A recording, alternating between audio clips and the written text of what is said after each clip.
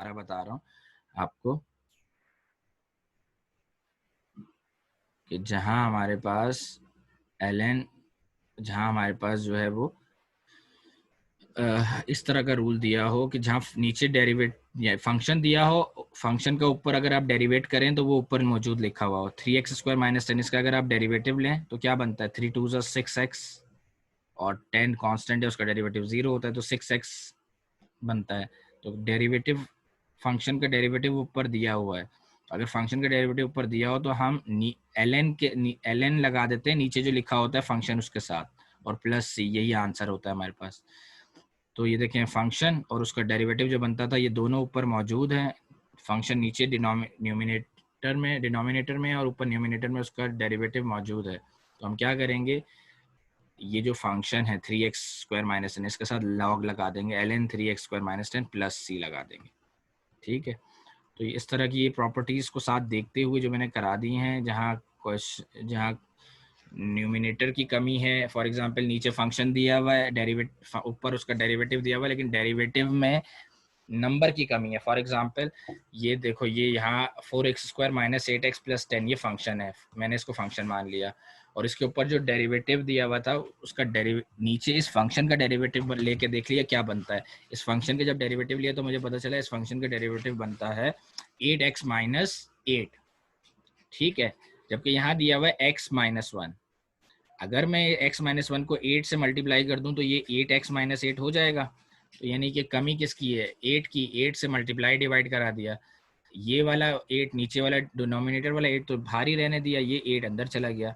अब 8 into x - 1 लिखूं या 8x - 8 लिखूं, जैसे आपकी मर्जी। अब जो नीचे लिखा हुआ है उसका डेरिवेटिव कंप्लीट ऊपर मौजूद है, तो मैं क्या करूंगा, 1/8 अपनी जगह वैसे ही आ जाएगा, लॉग ऑफ इसका डेरिवेटिव पूरा अब मौजूद है ऊपर, तो लॉग ऑफ दिस फंक्शन लिख दूंगा, लॉग ऑफ 4x² - 8x + 10 यहाँ लिख दूंगा। ठीक है, आप देख सकते हैं। तो लॉग ऑफ दिस, इसके पीछे लॉग लगा दूंगा और ये 1/8 पहले से हमारे पास बाहर मौजूद है, ये एज इट इज मल्टीप्लाई में आ जाएगा, लॉग ऑफ दिस आ जाएगा, ये देखें यहाँ पे लॉग ऑफ दिस और प्लस सी आ जाएगा, क्योंकि अब इसका कंप्लीट डेरिवेटिव यहाँ मौजूद है 8x - 8, जो कि हमें डेरिवेटिव चाहिए था इसका, ये देखें यहाँ पे।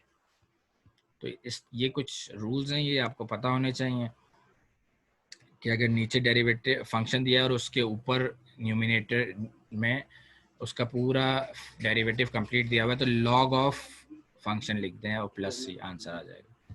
ठीक है, इस तरह से आप कर सकते हैं। अच्छा, तो इस तरह से हमारे पास ये इन जितने भी इससे 18.3 के क्वेश्चंस हैं जो मैंने आप लोगों को लास्ट टाइम प्रैक्टिस भी कराए थे, इनकी जो है वो हर एक्सरसाइज से 5 क्वेश्चंस अपने असाइनमेंट रजिस्टर में ज़रूर मेंटेन कर लीजिएगा। ठीक है, अच्छा फर्दर आगे चलते हैं। आज हम कोशिश करते हैं कि u.v और u/v के क्वेश्चंस भी हम डिस्कस कर लें इंटीग्रेशन में। ठीक है, u तो इंटीग्रेशन में हमारे पास जो है वो जो जैसे तो ये आप लोग इसमें से एनी 5 कर लीजिएगा, ये मैंने डिटेल डिस्कस कर लिया आप लोगों के साथ। ठीक है, इनकी क्वेश्चंस भी मैंने लास्ट टाइम आप लोगों को कराए थे। तो इंटीग्रेशन बाय पार्ट्स, ठीक है, इंटीग्रेशन बाय पार्ट्स, जैसा कि आपको याद होगा कि जब हम डेरिवेटिव्स करते थे तो हमारे पास दो फंक्शंस मल्टीप्लिकेशन की फॉर्म में आ जाते थे।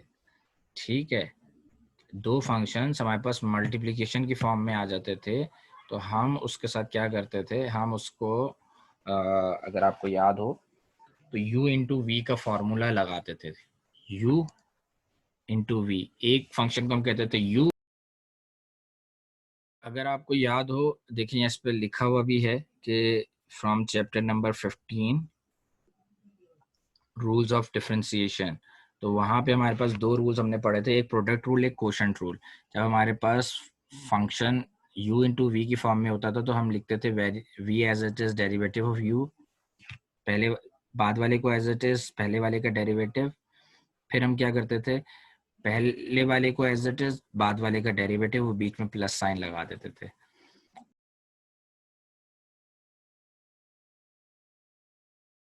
अच्छा, तो आपको अगर रिकॉल करें अगर आप, तो चैप्टर नंबर 15 में हमने डिस्कस किया था u/v। और u अपॉन v में डिफरेंस क्या होता था, यहाँ पे प्लस की जगह माइनस, यानी कि क्वोशंट रूल जो होता था u/v, यहाँ प्लस की जगह माइनस आ जाता था और डिवाइड में v का स्क्वायर भी आ जाता था, v का स्क्वायर। ठीक है, अब हम उसी बेस पे हम इंटीग्रेशन का जो है वो कॉन्सेप्ट लेके आएंगे डेरिवेटिव से, ताकि हम डेरिवेट उनको कर सकें।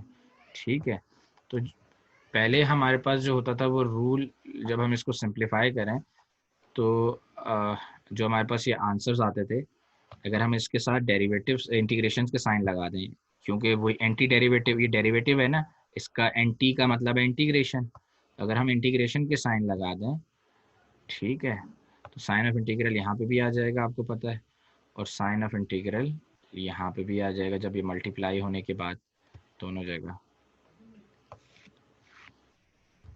ठीक है, और फिर हम क्या करेंगे, ये जो है वो यहाँ का जो भी डेरिवेटिव, जब देखें यहाँ से फंक्शन से यहाँ पे जो है हम अगर आप नोट करें तो ये फंक्शन से डेरिवेटिव अगर हम हटा दें,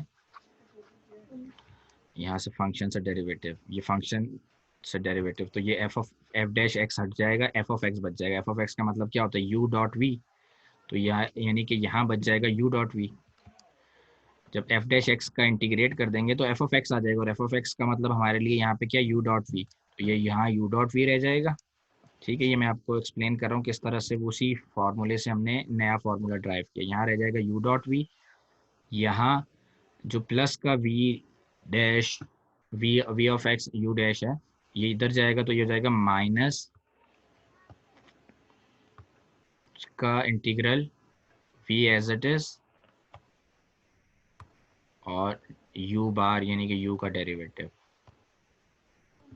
v एज इट इज, और इनटू u, ये देखें ये u का बार, u का डेरिवेटिव, यानी कि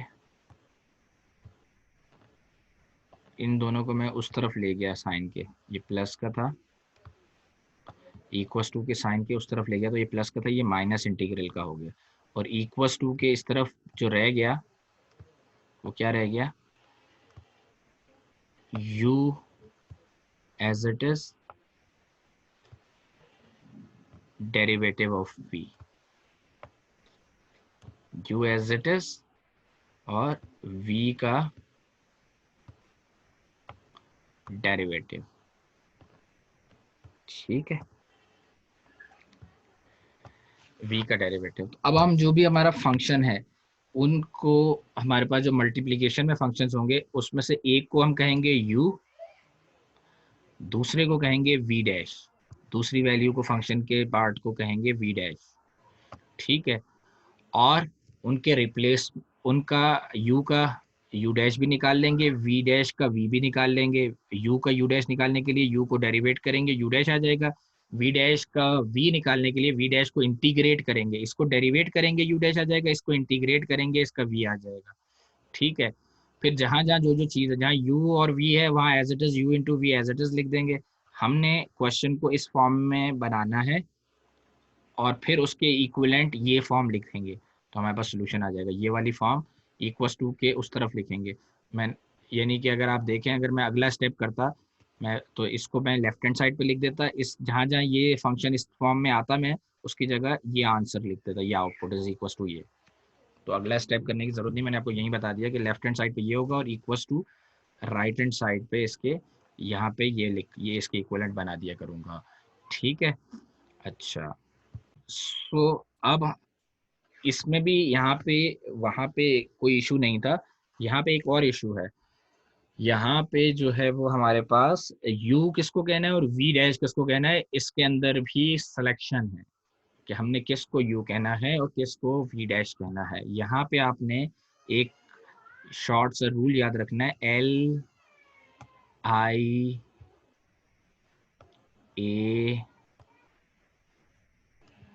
ये याद रखिएगा। लेट याद होगा, लेट के बीच में आई आ गया है, बस समझे, LATE लेट होता है, यहाँ LIATE हो गया, LIATE, ये टर्म याद रखिएगा, LIAT और E, लिएट, लेट की जगह लिएट, ये आपको मेमोराइज करने के लिए इसलिए कह रहा हूँ, ये कुछ ट्रिक्स एंड टिप्स होती हैं, ट्रिक्स होती हैं जिसको अगर आप याद रखेंगे जिन टर्मिनोलॉजीज को, तो इससे आप इजीली आइडेंटिफाई कर सकते हैं कि आपका यू के क्या है और जो आपका वी क्या है, या प्रायोरिटी होती है। हमने यू प्रायोरिटी वाले को देना है, जो बचेगा वो वी डैश हो जाएगा। जो प्रायोरिटी पे होता है उसको यू कहते हैं, जिसकी प्रायोरिटी हाई होती है उसको यू कहते हैं। जिसको यू कह दिया, बाकी वाले पोर्शन को मल्टीप्लीकेशन में जो लिखा हुआ है उसको हम वी डैश कहेंगे। ठीक है, फिर से रिपीट कर दिया मैंने 2 दफा। सबसे पहले प्रायोरिटी हाई होती है लॉगरिथमिक फंक्शंस की। हमारे जो लॉगरिथमिक फंक्शंस होते हैं, लॉग फंक्शंस होते हैं, उसकी प्रायोरिटी सबसे हाई होती है।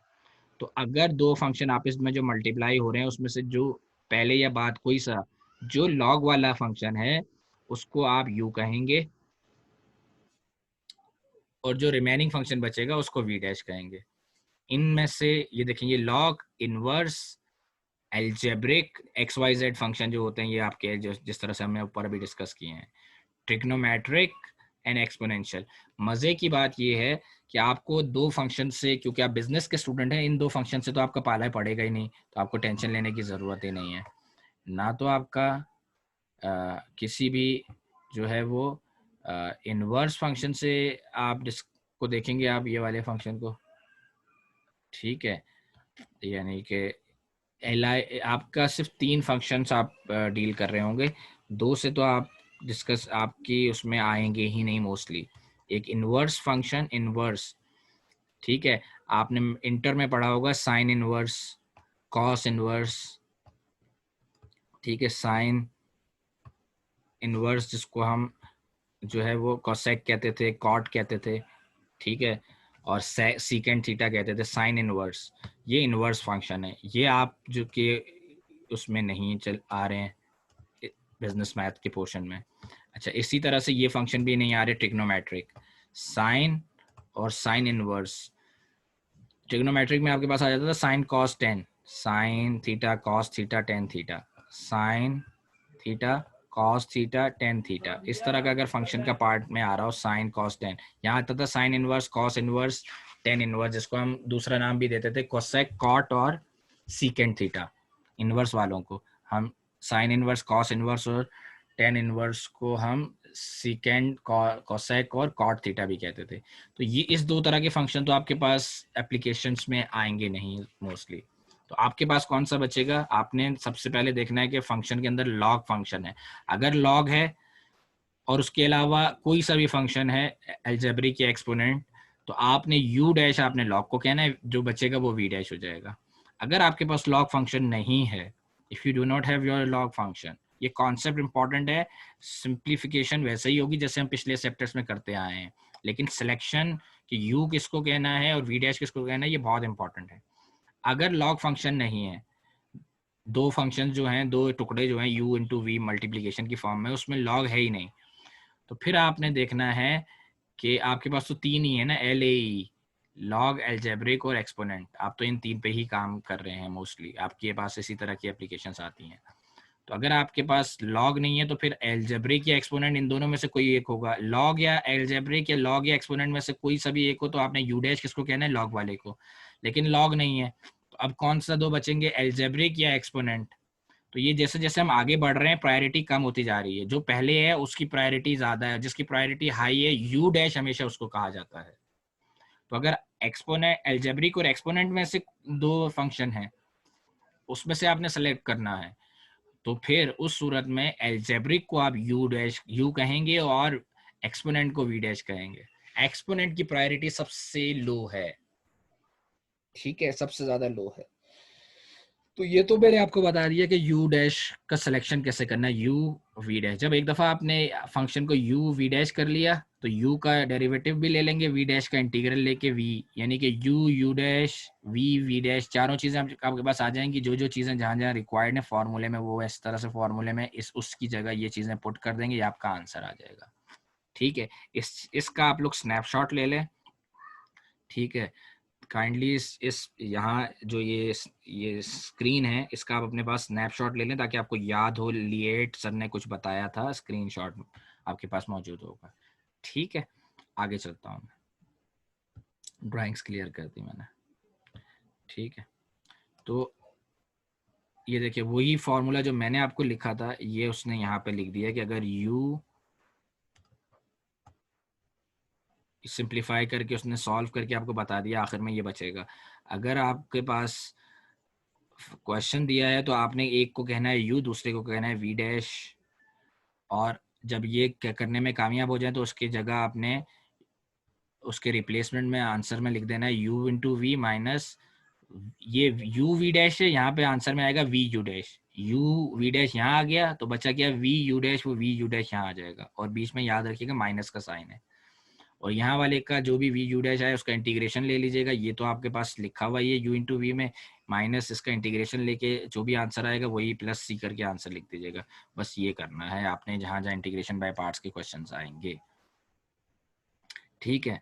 अब यहाँ देखें, यहाँ हम उस इंटीग्रेशन बाय पार्ट्स अप्लाई करने लगे। एक्स है और एक्सपोनेंशियल है, एक्सपोनेंशियल लेट में ई सबसे आखिर में आता था, तो यू आप किसको कहेंगे इसमें, यू आप कहेंगे एक्स को, और ई एक्स डी एक्स को आप क्या कहेंगे, वी डैश।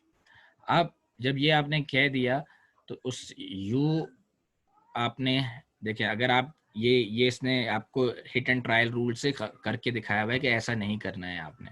उसने पहले इसको यू डैश यू कह दिया, इसको वी डैश किया, जब सॉल्व किया तो गलती थी, ठीक है। तो फिर उसने आपको दोबारा से करेक्ट करके बताया कि एल्जेब्रिक की, मैंने आपको वैसे ही डायरेक्ट बता दिया, इसने पहले गलत करके दिखा के फिर दोबारा सही कर रहा है कि एल्जेब्रिक की प्रायोरिटी हाई होती है, तो यू हमेशा एल्जेब्रिक को कहेंगे एक्सपोनेंशियल के मुकाबले में, लॉग के मुकाबले में नहीं होती एल्जेब्रिक की, एक्सपोनेंशियल के मुकाबले में एल्जेब्रिक की प्रायोरिटी हाई होती है, तो यू इसको कहेंगे और v डैश एक्सपोनेंशियल को कहेंगे। अब जब हमारे पास u मौजूद है x, तो इसका डेरिवेटिव x का डेरिवेटिव क्या होता है, u डैश x का डेरिवेटिव 1 होता है with respect to x, dx upon dx 1, तो u डैश हमारे पास आ गया 1, u भी आ गया, u डैश भी आ गया। v डैश हमारे पास दिया हुआ था ex dx, अगर आपको याद हो, अगर डेरिवेटिव दिया और वापस v निकालना हो तो हम इसको इंटीग्रेट कर देते हैं, तो e की पावर x dx का इंटीग्रेशन क्या होता है, e की पावर बॉक्स प्लस c, यानी कि e की पावर बॉक्स का इंटीग्रेशन भी e की पावर बॉक्स ही होता है, ठीक है। अपॉन डेरिवेटिव ऑफ बॉक्स भी होता है, अपॉन डेरिवेटिव x का डेरिवेटिव x के रिस्पेक्ट से 1 होगा, तो upon derivative of box divide में 1 लिखने की कोई ज़रूरत नहीं है, any real number divide by 1 वही रियल नंबर ही बचता है, तो नीचे 1 लिखो या ना लिखो कोई फ़र्क नहीं पड़ता, ठीक है। तो इसका डेरिवेटिव दिया हुआ था, इसका इंटीग्रेट कर दिया, इसका फंक्शन आ गया, इसका v आ गया, इसका u डैश आ गया, सारी चीज़ें आपके पास रेडी हैं। आपने क्या करना है, बस आपने जो है वो चीज़ों को पुट करनी है, put the value and get the answer, ठीक है। तो ये हो जाएगा। अच्छा,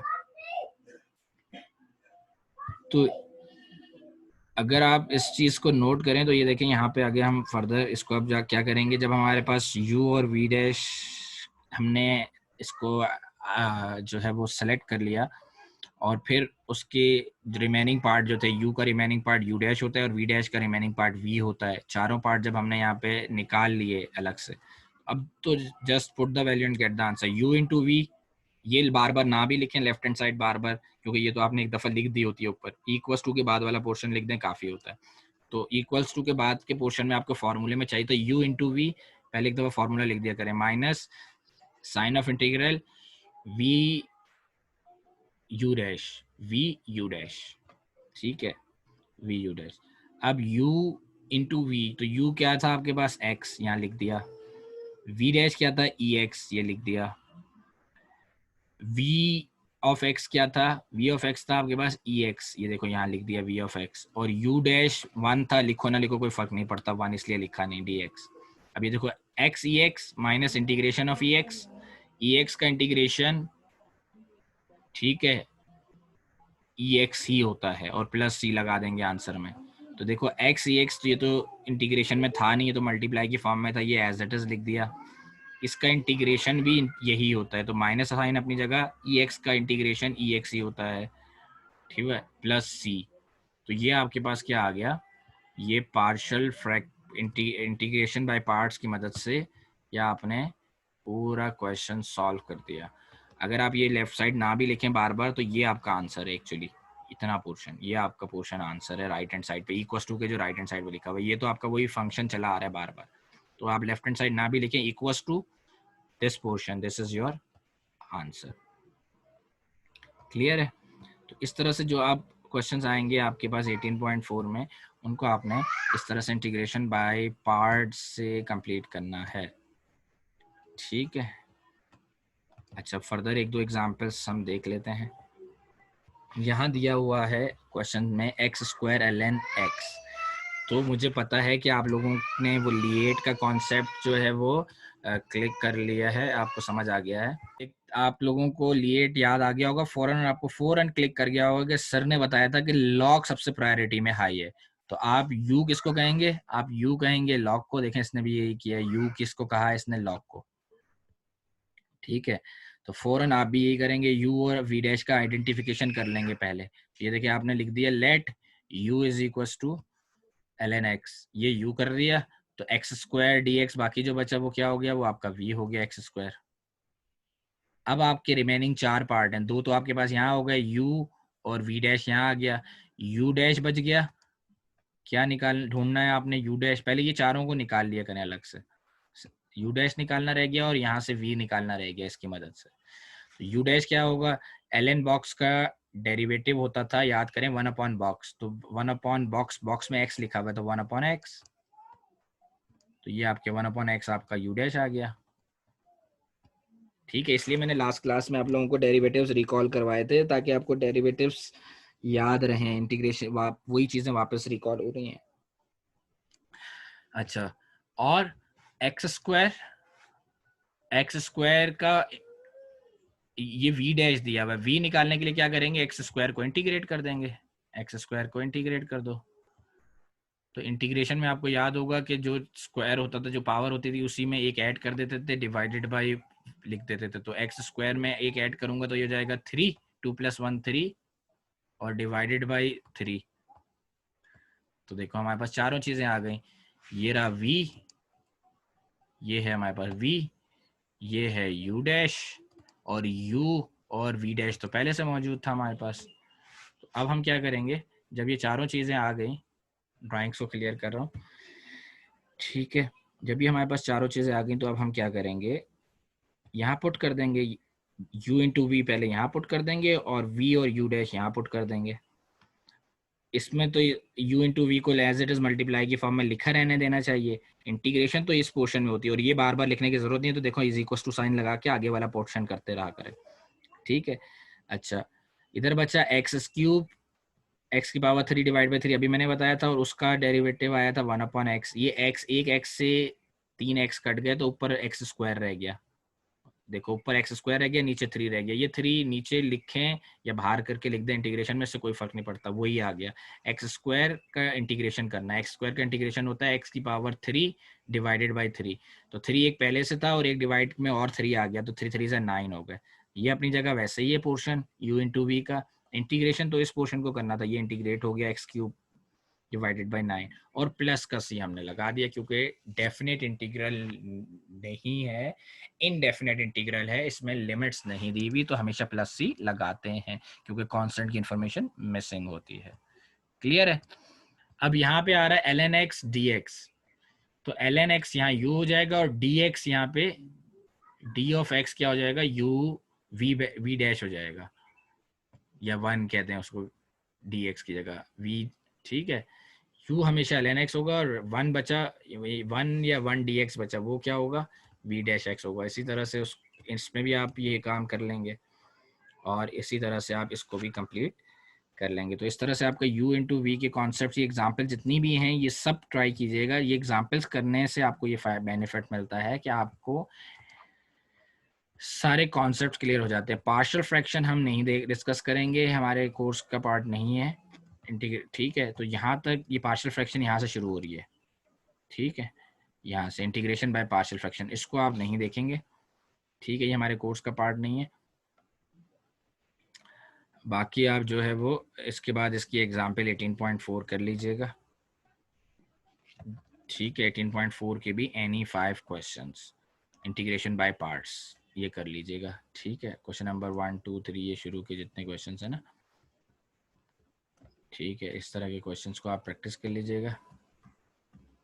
ये यहाँ पे देखें, ये आ रहे हैं क्वेश्चंस आपके पास, इनडेफिनेट इंटीग्रल्स हैं और यूजिंग इंटीग्रेशन बाय पार्ट्स 1 से 14 में एनी 5, ठीक है। ये पार्शियल फ्रैक्शन से हो रहे हैं, पार्शियल फ्रैक्शंस वाले मत कीजिएगा। 1 से 14 में एनी 5 क्वेश्चंस आपने अपने असाइनमेंट रजिस्टर में प्रैक्टिस कर लेने हैं, ठीक है। फिर हम जो है वो इसी को हम फर्दर 18.19 वाले चैप्टर को हम 19 का वैसे मैंने करवा दिया था आपको, डेफिनेट पहले करवा दिया था। डेफिनेट के कुछ क्वेश्चंस यू पहले सिंप्लीफाई करते थे, फिर उसका upper limit minus lower limit करते थे, उसको ज़रा सा टच देते हुए फिर हम आगे हम जाएंगे और आगे वाली चीज़ें करेंगे। तो यहाँ जो है वो क्वेश्चन हमारे तकरीबन जो है वो पूरे हो जाएंगे। यहाँ पे इधर से जो है इसके बाद आप एक दो एग्जाम्पल कौन सी देख लेंगे जो एज आपका रीडिंग असाइनमेंट है। ये एग्जाम्पल नंबर 30 ज़रूर देख लीजिएगा, ये आगे के लिए 18.5 वगैरह से रिलेटेड एग्जाम्पल नंबर 30 ज़रूर देख लीजिएगा। एग्जाम्पल 30 रीडिंग असाइनमेंट में आप देखेंगे ये वाली जो सॉल्व हुई हुई है, ठीक है। मेरे ख्याल में आप लोगों के पास सामने शो तो हो रही होगी ये,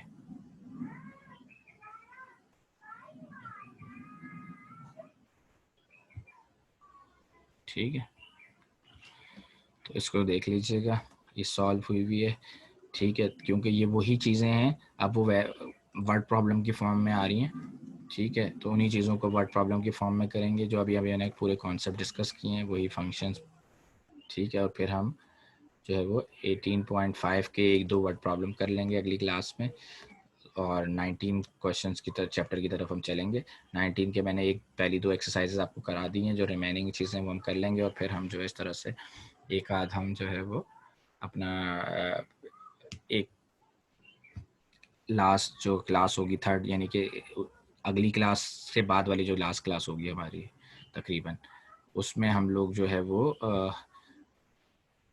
पार्शियल डेरिवेटिव्स वगैरह देख लेंगे कि अगर हमारे पास एक्स